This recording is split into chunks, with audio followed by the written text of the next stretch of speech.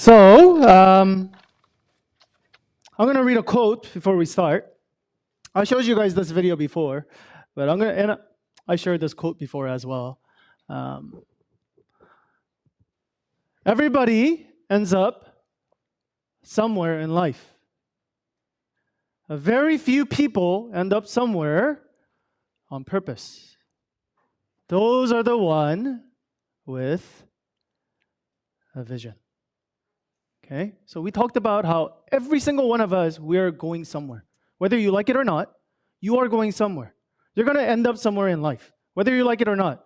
Tomorrow, in 1 year, in 5 years, you're going to end up somewhere. We said the same thing about our church. We said our church is going somewhere, whether we like it or not. Okay, whether we want to be a loving church, a godly church, or just a mediocre church, we're going to end up somewhere. But we said, no, we want to be very intentional about where we are going. So, after a long process of praying, fasting, and getting together with our board members, we finally came together with a vision statement. This is not 100% yet, but it kind of at least encapsulates the things that we want to emphasize, especially this year. Okay, here it is. It's going to be adulting God's way. Hey, this is our statement, adulting God's way. So let me break it down for you guys first. What does adulting actually mean? Okay, because some of you guys, older folks, you might not know what adulting means. I looked it up on dictionary. It says it's an informal word, so it's not in the dictionary yet. But this is what it says by adulting. The practice of behaving in a way characteristic of a responsible adult. Okay? So one more time. It's a practice of behaving in a way. Yeah, you're behaving in a way where it characterizes what kind of adults? Not just any adult, but responsible adults. Okay, so question for you guys. What do you think responsible adult actually means?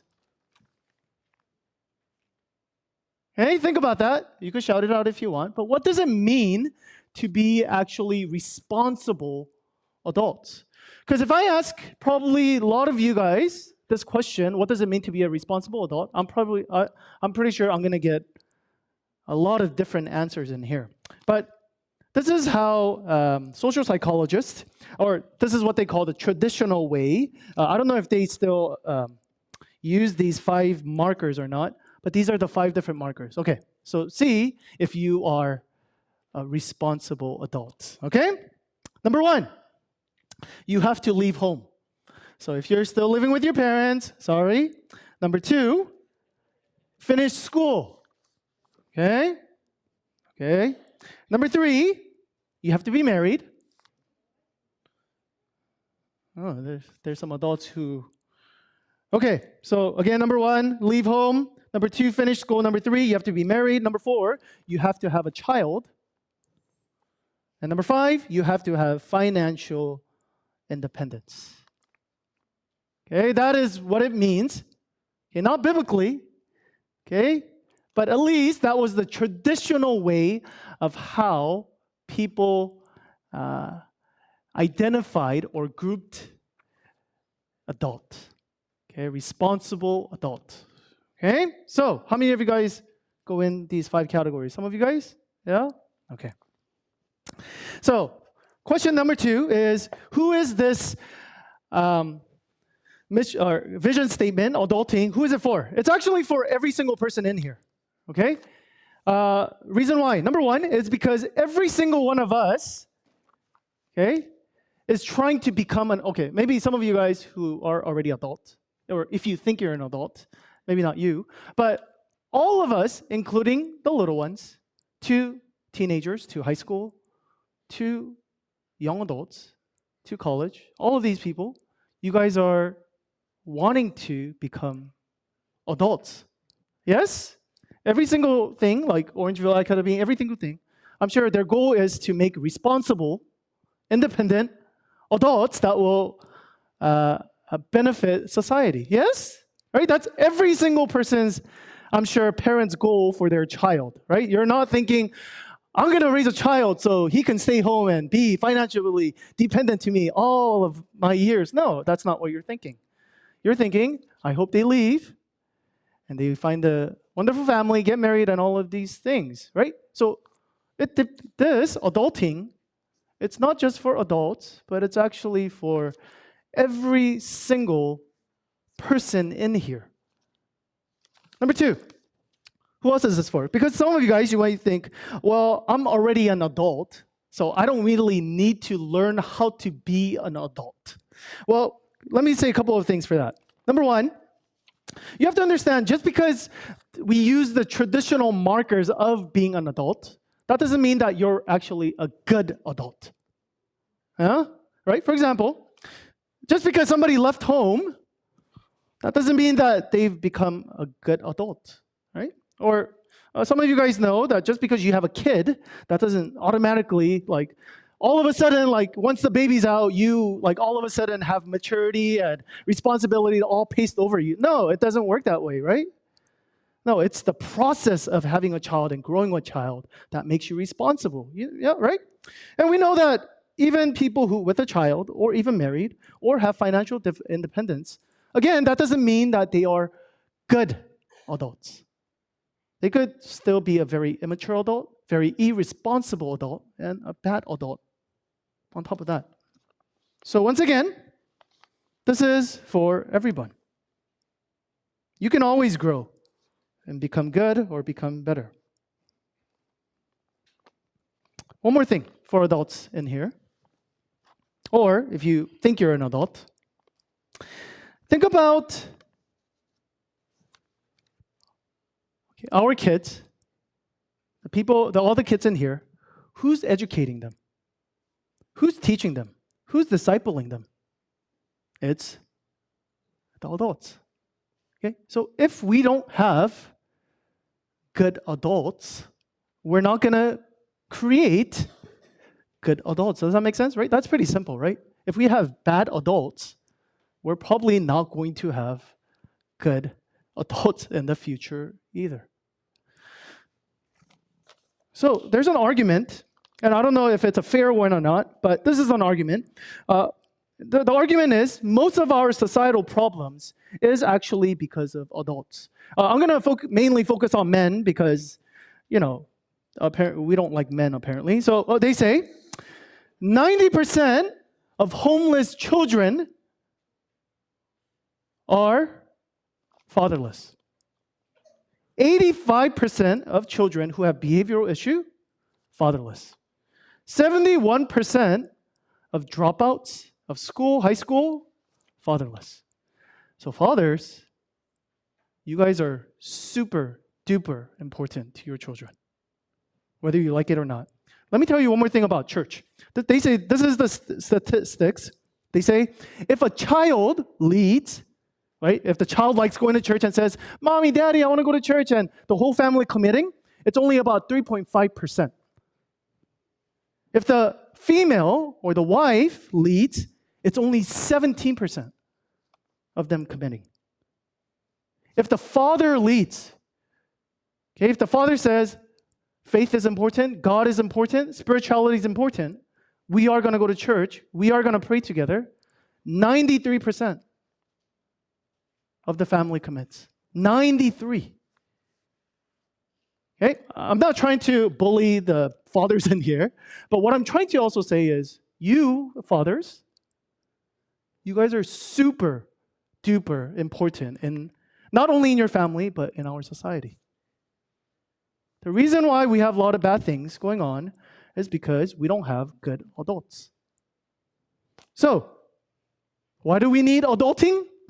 Because not all of us are good at it. We need good adulting. Number two. Now, most of you guys have no problem with that. Okay? You guys are like, fine, I know I'm not perfect. I know I have flaws. No problem with that. I know I need to grow as an adult. Or I know I'm going to become an adult. So, no problem with that. But the second part, now, this is where people start having some issues. Okay? They go, adulting, no problem. I like that. but adulting God's way. Now, some people, we start having problems with this. Why? It's because all of a sudden, when we put God's way, like, doesn't something inside of you, like, you feel very uncomfortable with that statement? Like, I mean, it's okay if it's adulting, like, my own way, or even my parents' way, maybe even that. But just something about, I have to do it someone else's way, we feel very, very uncomfortable with that. The reason is because, as Americans, or as Western civilization, this is very counterintuitive for us. Because for us, it's all about, I'm going to do it my way. No one is going to tell me what to do. I've become an adult. I've left the house. I had my own family. I had children. I got financial independence. Why? Because I want to do what I want to do. But if you're telling me, adulting God's way, why do I have to even do it His way? Why can't I just do it my way? To best describe this, I chose some songs to describe how we really feel inside. This is a classic song. Some of you guys might know this. It's called My Way by Limp Bizkit. Those of you who are laughing, you know the song. The lyrics goes like this. Probably in the 90s somewhere, right? Okay. Earlier? Okay. This time, I'm going to let it all come out. This time, I'm going to stand up and shout. I'm going to do things my way. It's my way or the highway. Oh, you guys all know the song, huh? A lot of rockers in here, huh? Someday, you'll see things my way. Again, this song perfectly describes our typical American mindset. Who are you to tell me how to live my life? Who are you to tell me what's right or wrong? It's my way. You'll find out someday that my way was actually right. You don't get to control my life. It's my way. Now, you might think, oh, 80s, like 70s, like nowadays, we're more civil, or no. Okay, more recent one. The kids might know. It's fairly well known. It's from the movie Frozen. Elsa sings it. Let it go. Parents, all right, come on. The lyrics are. If you actually listen to the lyrics, I mean, I'll show you why. Okay, it says this. Let it go. Let it go. Okay? Can't hold it back anymore. I don't care what they're going to say. Huh? What does it's too I can't even read that. Something about to see what they'll see what I can do, okay? To test the limit and break through. No right. No wrong. No rules for me. I'm fine. Let it go. Let it go. Parents, you guys are actually letting your kids listen to this? Imagine if they say to you, no rights, no wrong. Huh? No rules for me. I mean, I don't, it's a great song, by the way, all right? Okay? But listen, okay, this is our society, okay? What are you talking about? God's way. I know what the right way is.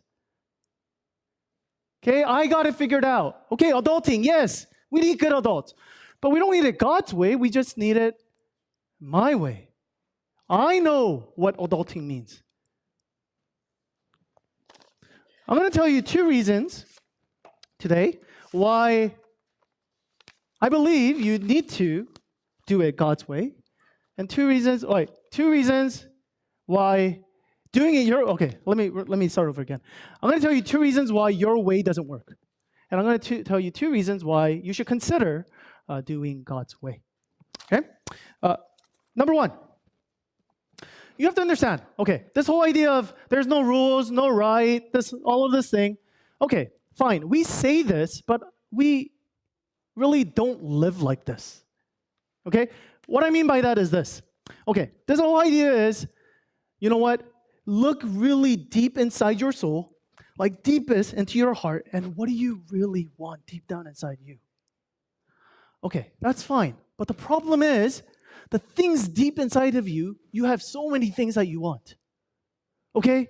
It's never enough. You always want so many different things. But the problem is, to accomplish all these things, you have to let go of some of these things. For example, let's say I want the best career of my life, I want to do my dream job. But at the same time, I want to have a family. Okay? I mean, it's very difficult to do both. There has to be sacrifice somewhere. Another problem with just feeling, just what do you deeply feel inside, is feelings change all the time. Okay, so what do you do when your feelings change? What do you do when you accomplish this great career, but you don't feel it anymore? What if you have this great family, or you married a great husband or wife, but you don't feel it anymore?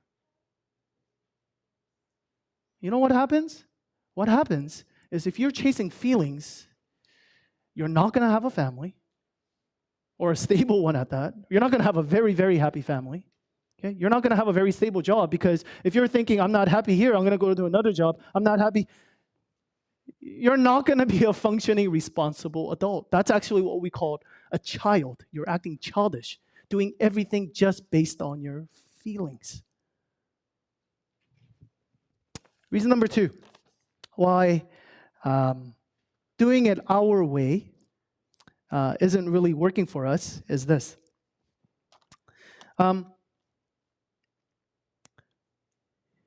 We think that if we do it our way, we're going to have total freedom, okay? No restraints, no nothing. But once again, we don't live like that, okay? It sounds nice when we're saying it verbally and telling somebody, I'm not going to do it your way. It sounds nice, but we really don't live this way, okay? For example, there's a lot of people who say, you know what, I used to be Christian, I used to follow the Bible, but man, it was just so restricting. Like, I felt like I had no freedom. But you know what? I finally said, forget the Bible, and I'm going to do it my way. And I found so much more freedom and peace in my life. I have no constriction whatsoever. But that's just not true. I'll give you an example. Imagine Anglo-Saxons back in medieval age, okay, in Britain. And for them, it was all about shame and honor and shame system. So imagine if I'm an Anglo-Saxon, I have 2 different desires in my heart. One is of anger, right? I just feel good killing people, showing that I'm a macho man. So I go around and I kill people. And again, honor system, shame. So for them, they said, great, right? You're fighting. You're letting your aggression out. Great job. But back then, if I had some kind of a different sexual feeling or desire towards someone, then I'm going to say, oh, I can't do that. But reverse that. Because in our day today, modern day, it's totally reversed. Now, if somebody has an anger problem and they go, oh, I love violence and aggression, we go, okay, we got to take him to therapy. Okay, well, what kind of psychologist can we get? Can we get a child psychologist that knows? That's what we're going to say. But if you feel a different sexual desire for someone, you're free to do it. What does that tell you? That tells you that even though you think you're always free and nothing is constricting me back, no, society, we're always conforming to society. What changed for that men? Both of these men, they both had desire of aggression and some kind of sexual desire. But one society says, let one free, and the other one, keep it to yourself. That's the only difference. You see, we think that we're always free. But no, we're always being defined by our society. So don't be foolish enough to say, I decided everything. No, we're always being constricted. We're always being influenced by our society, by our family, and by our friends. And again, there's nothing wrong with that. That's who we are. We're social creatures. So to say there will be no freedom God's way, that's just a misnomer. 2 reasons why I believe you should do it God's way. Number 1, let's just look at Jesus just as a person. Okay, even though he's, of course, obviously, much more than just that. But let's just look at him just from a secular point of view. Jesus is still the most influential human being on this earth. Okay, whether you like it or not. Okay, I mean, a lot of people, they don't like Christians, they don't like religion, they don't like church, but everybody loves Jesus. Okay, he's the most influential person that we have in history. The Bible, okay, every single book in here, 66 books, every single one of these books in here refers back to Jesus. Okay, so if you want to learn adulting, how to become a responsible adult, that you can make your society better, hey, wouldn't you consider at least trying to do it God's way or Jesus' way? That's just a thought. Okay? Unless, you think a psychologist or sociologist could do better than that. That's fine. Number 2, the second reason why I think you should do adulting God's way is because deep down inside, okay, and this is every single one of us, I believe, and we could test it out, but I believe every single one of us actually agree that adulting God's way is actually good. Okay, you might say, no, I don't think that. But here, let me give you a list. Jeremy read it for us. This is in the Bible. Oh, sorry, let me finish all of this. Okay, he says, if you adult, or if you mature, if you grow up my way, these are the fruits that you will bear: love, joy, peace, patience, kindness, goodness, faithfulness, gentleness, self-control.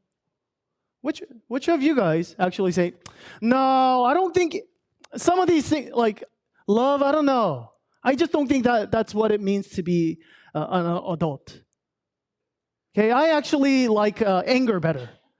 Like today, I'm gonna get up and, you know what? Today I'm gonna be as impatient as possible. No. Okay, all of us, we look at this list and we go, oh yeah, these are the things, when I wake up in the morning, these are the things that I wish I had more of. No? These are the things, okay, maybe not yourself, maybe you might even say this. I know you say this for sure. You go, okay, for me, I probably have some of these things, but I wish my wife or my husband or my children or my coworker, I wish they had some of this. So what am I trying to say? What I'm trying to say is what you believe to be a responsible, mature adult is actually what the Bible says will happen if you stay next to God, if you walk with the Spirit. And this is what happens if you don't. Impurity, lustful pleasures, hostility, quarreling, jealousy, outbursts of anger, selfish ambition, division, envy, drunkenness, wild parties, and other sins like these. Again, we look at this list and we go, parents in here, how many of you guys say, you know what, I wish my child, he's full of hostility. I wish he's full of envy and jealousy. No, none of us. None of us, or even, okay, kids in here, how many of you guys say, when I grow up, I want to be full of anger? Nobody says this. Again, why? It's because we know that deep down inside, these are not the traits that we want. These are the traits that we want. And that's what God is offering. God is saying this is what it means to grow, to mature. This is what happens if you spend time with me. Let me show you a video before we go into our conclusion. Sag mal, Papa, habe ich dich noch gar nicht gefragt. Wie kommst du denn eigentlich mit dem neuen iPad zurecht, was wir dir zum Geburtstag geschenkt haben? Gut. Mit den ganzen Apps kommst du klar? Was denn für Apps? Geh mal bitte einen Schritt zur Seite. So.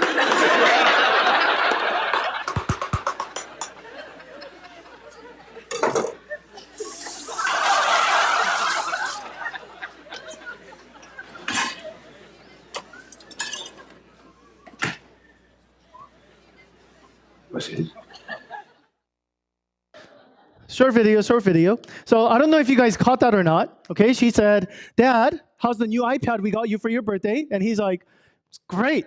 And she says, "How's the apps working out for you?" And he said, "What apps?" And then when he comes, we see that he's using it as a cutting board. Okay, he's washing it. I don't know if you guys caught that or not. It's really funny. But, this is what Jesus tells us our problem is. Our problem is we were made to be very intrinsically, very, very complex human beings doing great things. But a lot of us, we've forgotten that. And a lot of us, we just said, no, I don't want to do it your way. I want to do life my way. I don't want this great stuff. I like mediocre.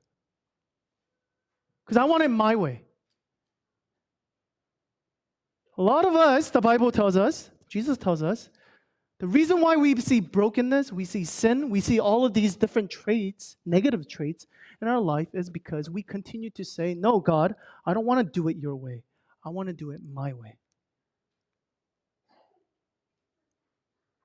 We continue to say, no, I'm just going to use the iPad as a cutting board. Again, we look at that, we laugh. Why? Because why would you do that?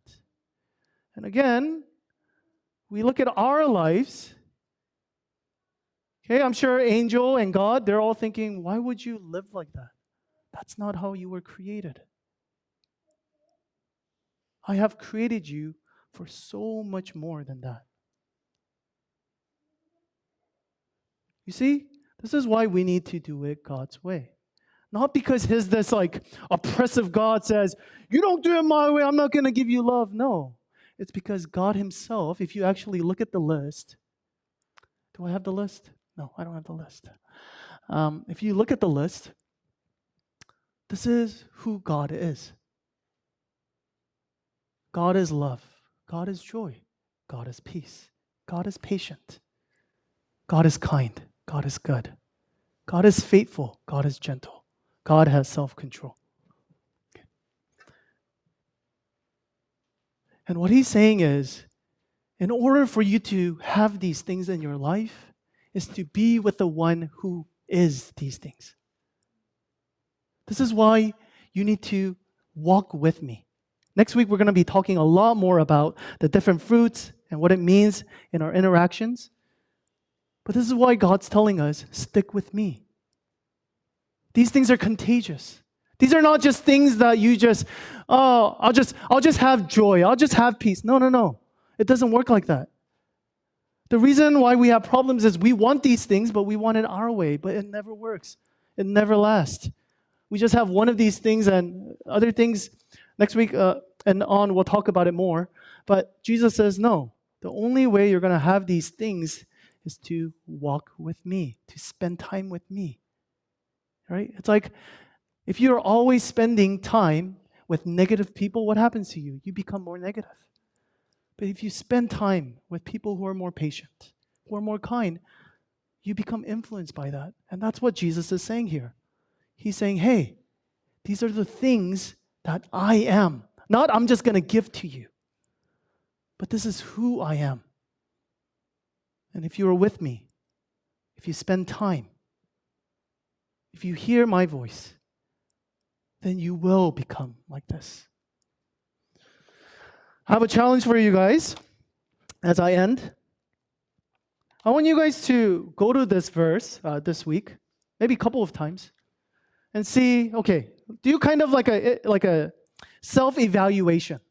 Okay, look at the list of the positive and the negative. Okay, and just see, okay, what's really going on in my life? What's really deep down inside? Am I full of these? Or am I full of these? Or do I have a mixture? Actually, we're going to see that we're going to have some mixtures of these. But I want you to do that during this week, okay? At least once, okay? And easy way to memorize, okay? Galatians 5, high five, okay? If you do it, I'll give you high five, okay? That's how you remember. Galatians 5, high five. So if you forget that, you're not going to forget that because you're going to think Galatians 5, high five. That it rhymes, huh?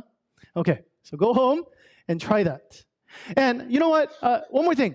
I want you to try it yourself, but you're probably not going to be honest because you're not going to think, I don't have joy. I have so much joy. No.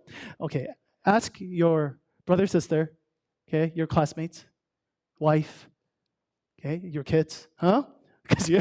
But be ready because you might be a little shocked because you think that you have some of these things and they're going to be like, actually, mom or dad or brother or sister, you actually have a lot of these things. Okay, so it's going to hurt. Just letting you know. Okay, so I'm going to do this with grace as well. But just letting you know it's going to hurt. Once again, our vision statement is adulting. Oh, sorry. Man, I'm going all over today with this. Adulting God's way. Jesus has showed us what it means to be true adults. And he has showed us what it means to love, to have peace. So as we go into time of reflection, let us reflect not on ourselves, but to reflect on what he has done for us.